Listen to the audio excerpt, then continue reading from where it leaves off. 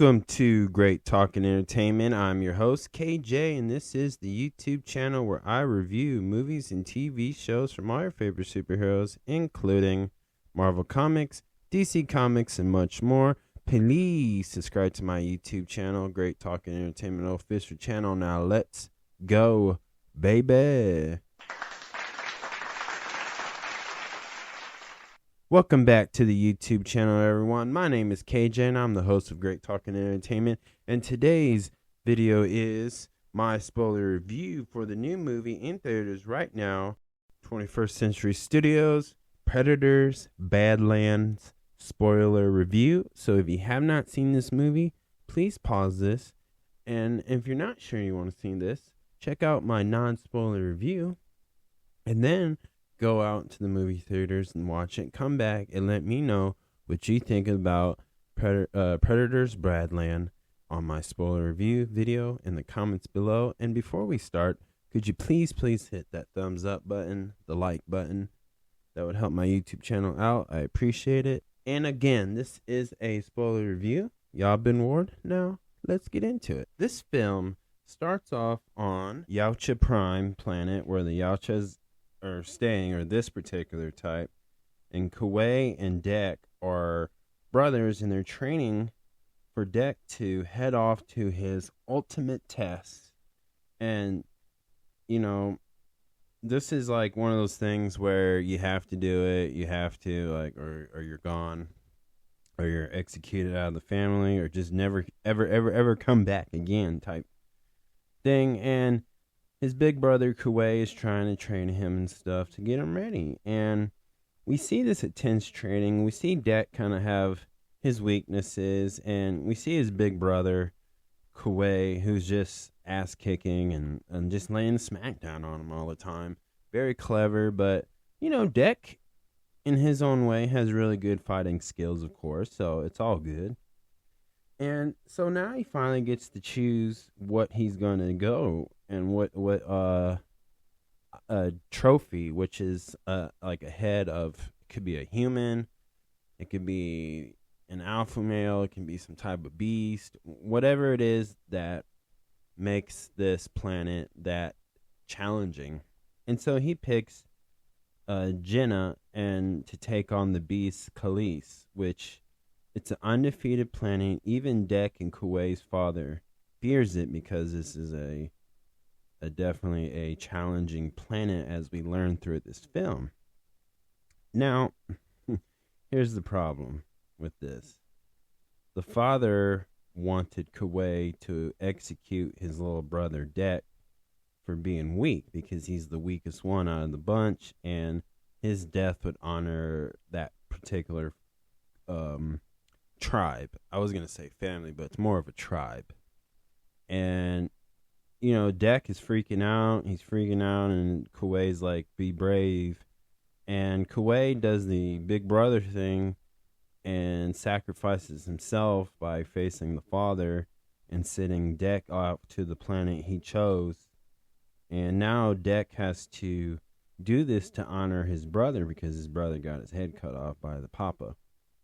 And with this amazing production of an awesome film, where we see an amazing CGI and VFX effect, help give an awesome sci-fi visual of how deadly this planet can be. Because he makes it to Jenna, and of course the ship has crashed. And now this is very important, because throughout this film, you know, we see Dek. He's really small.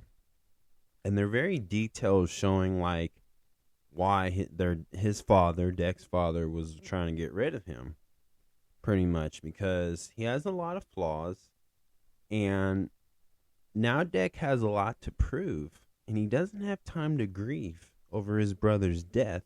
That's what he thinks right now. And so now he's on this dangerous planet where the plants are like giant monsters, and they already start whooping his ass on this thing and laying the smackdown, and he's struggling and stuff, but he does make it out. As he's prepared to fight, you know, this big dangerous monster, he runs into Thea, who is a artificial intelligent human being. And I believe this is the same company from the Alien series, or like Alien Earth. I think that's where Thea comes from, and her sister, or who she considers sister, Tesla, who's the main villain or the main protagonism in this film, is also is from the same company that, you know, that produces these like AI cyborg human type things, right? And so she has no legs because the callus literally ripped them off or ate them off, whatever it was. But throughout this whole movie, we see them team up, and this has that buddy cop film type, unusual people, characters, alien species to, I don't know, like team up because she helps Deck go through these weeds, and there's like a dragon creature, and these weeds are poisonous, and every time you walk and get closer, they're ready to pop and spike you with poison. And of course it does get Deck, and he gets weak, but he does eventually accept Thea's help, and she gets out and she saves him, especially from that dragon who purposely dropped a giant boulder on these weeds for Deck to get poison. That's pretty dirty. So, it's interesting. This dragon's pretty smart. This dragon-like creature is like smart. And all these creatures on this Jenna, I'm going to say Jenna is the name. Genna is very smart. They're very intelligent alien creature species, right? Like, they're just smart.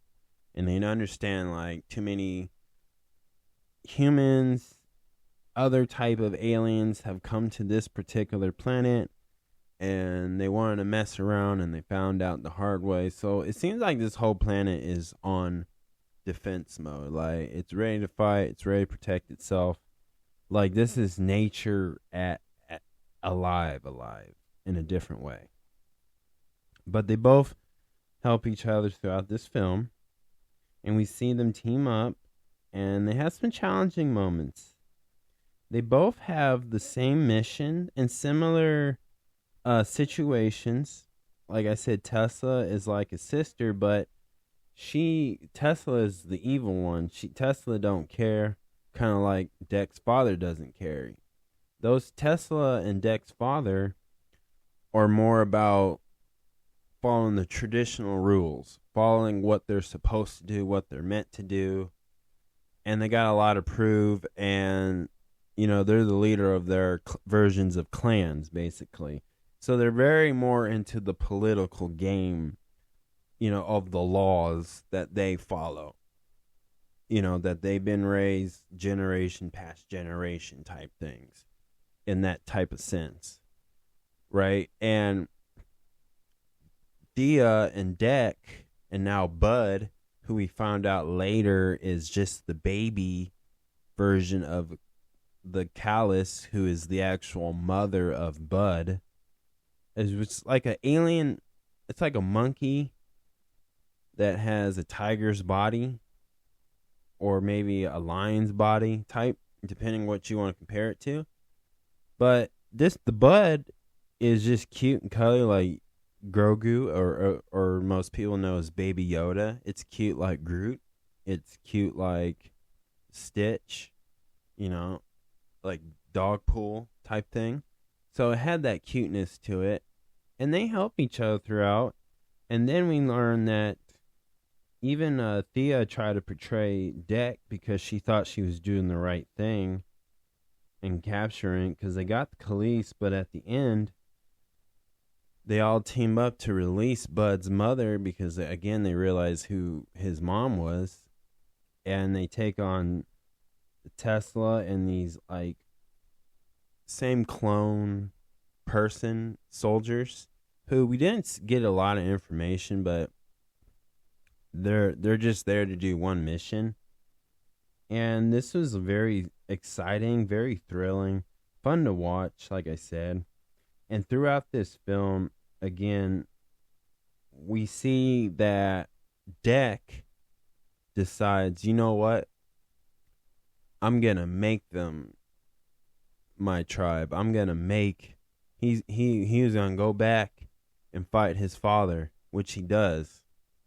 And then he was going to, make them show that he's worthy enough to be part of the Yaoji tribe, and that's important for him. And what's neat throughout this film too, we see in each scenes like Deck view Thea as just a tool, and Thea was trying to teach Deck that, I'm not just a tool, I'm your friend, and we're part of your pack, because Deck never heard of an alpha male wolf. And she mentions about wolves back on planet Earth. And he's very intrigued. Because throughout this film, what Deck's weakness is, he wasn't good at one point of using the resource or the environment that he's at as to his advantage.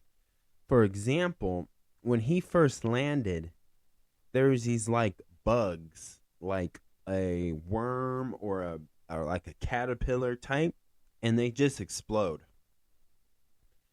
Then there's like these like fish, like a what do you call those?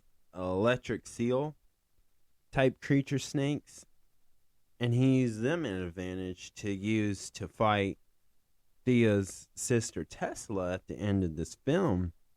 And we see that was his one of Deck's weaknesses, is that he learned because of Thea about use these things as your advantage. Yeah, they try to kill you, but use them like those weeds that were poisonous, and if you get too close, they just kind of pop, and bunch of spikes like needles that have poison from this plant that's alive, that can like numb you, and that helps, that dragon creature devour you, right? And she's teaching him how to use that because he gets smarter about it. He goes back. Or if you remember when Thea and Deck first met Bud, they saw this one of like a rhino type alien creature that the Callus would eat for dinner, and this field was made out of glass, like type, not real glass like you would have in your windows, but it was really sharp, and he uses those, but she learned like that's how you survive when you visit different planets like that in this particular type of universe. She taught Deck how to do that, and I think later on in this film you do see Deck realize that, and that's him maturing to become better, because if he's the weakest one out of all the bunches out of the Yaunch, then he was lacking a lot of other things. Like his brother Kuwei probably could have done this a lot better, handle the situation better as he was going to achieve. But again, you can't have weaknesses in that tribe. So if you're weak, you got to go. Your death is going to honor them, pretty much. So that was an execution. And she's teaching him, and I think Deck realized that throughout this film. And then, when they finally have the final battle, and what's unfortunate, Callus, Bud's mother, gets destroyed by Tesla. But at the end, they all destroy and rip to pieces Tesla. And then they go back to the Yanchi Prime planet, and that's where we see Deck fight his father, defeat him, cut his head off, and then at the end, Deck's mother shows up, which I don't think they ever showed the female predators, Yanch, before in the past movies. I can't remember. but they're much powerful and taller, and everybody they rule that tribe. Like, it's like, imagine if medieval time, where instead of the king is the king, it was just the queen was the queen, right? The queen had the same. Imagine the queen having all full control like a king would. That's what a female predator slash Yaunchi would be like. And that's pretty interesting. They left that as a cliffhanger.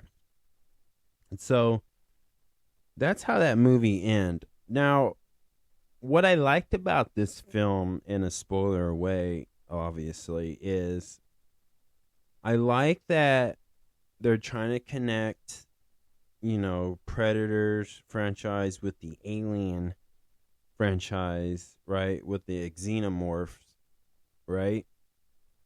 And they're teasing that with, like, the movie. This movie's obviously is connected to the movie Prey that was on Hulu / Disney Plus, and then the latest one, that the animation series that they had, Predators of Killers of Killers. It's connected to that, but it's also they're very showing a lot of connections to the other series by FX / Hulu / Disney Plus, Alien Earth, which is connected to the other Alien franchise, the Xenomorphers. So they're really, really building it up. And obviously what the fans want is to see another Alien versus Predator movie, but more with a good story like this, in a meaningful, make these characters more meaningful, and to understand why they're doing what they're going to do if they get to this. And I think, to me, this film really set the tone. And what a great film this was, because, again, you can tell they really Disney-fied this thing. It had an evil villain, like an evil queen, would be like Tesla. They had two buddies, unlikely friend, two characters, unlikely two characters who would be friends, who would team up. They showed a meaningful, positive message of sometimes families not always blood related, and expect the unexpected. And then they had a cute character in here, which is Bud. So I think this, and it really worked. This, to me, this whole movie is a fresh breath air to this franchise for both the Predator and the Alien franchise. Obviously, Alien Earth really, really changed it up and did great things for that part. So what I think is, honestly, this story is helping it, and it's building up to something bigger, and there's going to be a big payoff to it, and it's very creative. We never seen a character go through this type of perspective, right? We're always so used to, like, somebody like Deck or Kiwi to automatically just be fighters, warriors, hunters, right? We're so used to seeing them just coming down and just winning. But we never seen one be weak. We never seen one be small. We're used to just already them being OP, very well skilled, have the technology ready to go, right? So this is a really good take. Now, yes, some have defeated one, some survive, but they're the ones that get captured, and then they're only woken up for battles, like we learn in the animation movie of Predators, Killers of Killers. So it really set a good tone and a really good connection to it. And I'm really excited where they're going to go with this, but it looks like within the Yanchis, that not everyone is going to follow the traditional path. And that sparks a lot of interest. So I thought that was really good. Now, the main plot of this whole film, I thought it was well done put. I thought that this was easy for new fans, the new generations of fans who are going to enjoy this franchise, to really understand, where they don't have to feel like they have to do some homework to watch this film. This really breaks down what this is, the whole concept of what a Predator movie is about and what the idea of it is about. And I think the old school fans who've been watching this franchise for years, it also just reminds them why they enjoy these type of sci-fi, alien, space alien, action-packed films. So they really did well with that. And I love the visual. I thought the CGI was on point. I thought this had so much potential to even do a number 2. If they could do Badlands 2, I believe they could, because it sets the tone. And plus, again, they left us on the cliffhanger where now we're going to see the females of this franchise. And it's going to be amazing. I don't think they really explored this so much on the big screen or in a streaming service or television wise. So I'm really excited where that would go. And what else I liked about this too is just the actors and actresses. They did such a good job. The person who played Deck, I thought did well. I like the fact that they didn't speak English; they spoke their language, and I like how you had to read the subtitles, and I think that makes it even more interesting because it makes you understand, like, okay, not everybody speaks a different language, especially if you're a different alien species, and I think that's really important, and it makes it much different, and I think that's what this franchise needed. And then, like, again, I love the duo, the comedy to it. It was funny. It was fun to watch, and just to see them grow together. So I thought that was really cool. If I had to give this a 1 out of 10, I'm going to give this a 7.5. Really good. I thought some of the extra characters that they showed in here were a little bit cringy with their dialogue, but not a big deal. But other than that, this is such a good film, and I can't wait to see more of it. So that is my spoiler review. Please subscribe to my YouTube channel, Great Talking Entertainment Official channel. Subscribe, hit that notification button so you can always be updated with all my latest content. Thank you guys, and peace out.